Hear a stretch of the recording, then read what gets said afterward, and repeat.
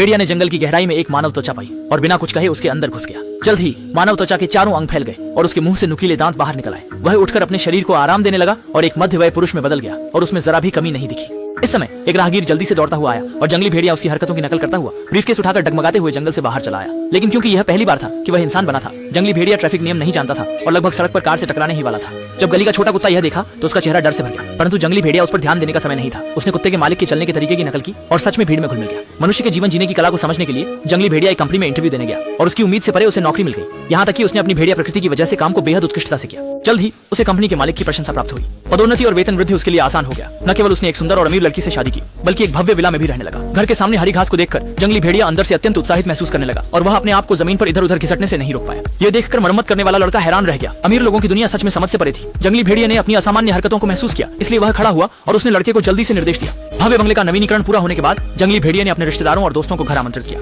लेकिन उसे नहीं समझ आ रहा था कि क्यों उसका दिल खाली खाली महसूस कर रहा था। पड़ोसी के कुत्ते ने उसे ललचा दिया, इसलिए अगले दिन वह पालतू जानवर की दुकान पर गया और एक बिल्ली खरीदकर चुपके से उसे गैरेज में ले आया, सोचते हुए कि वह पेट भर सके। जैसे ही भेड़िया खाने के लिए तैयार हुआ, अचानक गैरेज का दरवाजा खुल गया और बेटी ने देखकर चीख मार दी, कौन वहाँ कौन है?